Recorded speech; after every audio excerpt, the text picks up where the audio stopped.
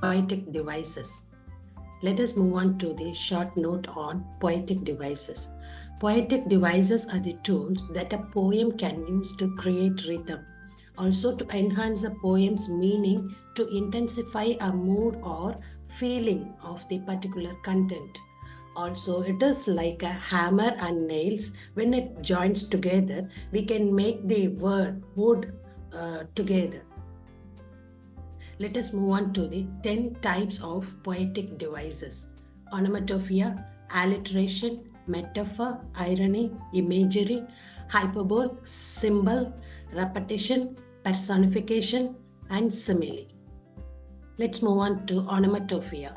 Onomatopoeia is a word that mimics sounds like boom, bang, click, buzz, pop, or hiccup, whoosh. Alliteration: the repetition of consonant sounds, especially at the beginning of the words, such as Peter Piper picked a peck of pickled peppers. The use of the same beginning consonant sound in a line or verse is called alliteration. Metaphor: a comparison between essentially unlike things without words such as like or as. You are my guardian angel. One more example here. Jenna's mouth is one huge metal factory. The mouth has compared with the metal factory. Life is one long, scary roller coaster. Irony: it is intended meaning is different from the actual meaning of the words. For example, water, water everywhere, nor any drop to drink. Another example here: the blind leading the blind. Let's move on to the imagery. Imagery refers to descriptive language that evokes sensory experiences like sight, sound, taste, touch, smell, or movement. For example, it was dark and dim in the forest. The children were screaming and shouting in the fields. Let us move on to the hyperbole. It is a figure of speech in which exaggeration is used to evoke strong feelings. Like, I had to wait in the station for 10 days and eternity. The wait of 10 days here seemed to last forever and never end. Hyperbole again: I'm so hungry, I could eat a horse. He's as skinny as a toothpick. Another example: she cried so long that she made a lake.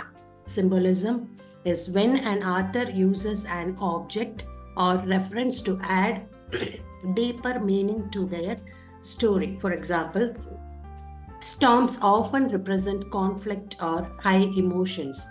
When we use the flowers in the poetry, it can symbolize youth or beauty. When we move on to autumn, often represents decline or growing old. Move on to repetition. It is the using of a word or phrase or class more than once in a short passage. For example, a horse is a horse, of course, and no one can talk to a horse, of course. Again, the example here. Let us move on to this one, stopping by words. And miles to go before I sleep, and miles to go before I sleep. And when we go to the nursery rhymes, Humpty Dumpty, it is the repetition of words. Similes indirectly compare two different things by using the words like, as, or than. As proud as a peacock, fight like a lion, slower than a turtle. Let's move on to the personification.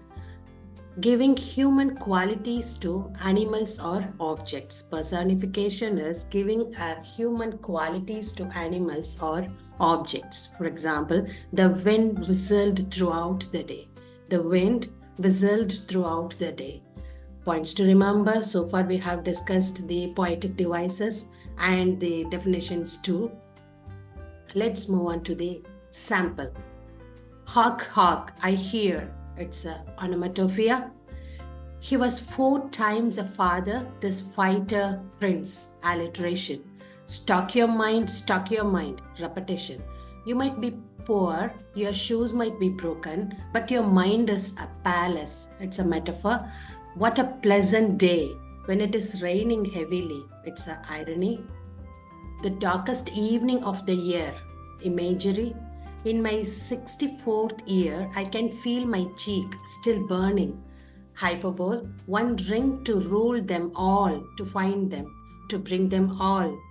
It's a symbol when death comes like a hungry bear in autumn, personification. My mistress' eyes are nothing like the sun. It's a simile.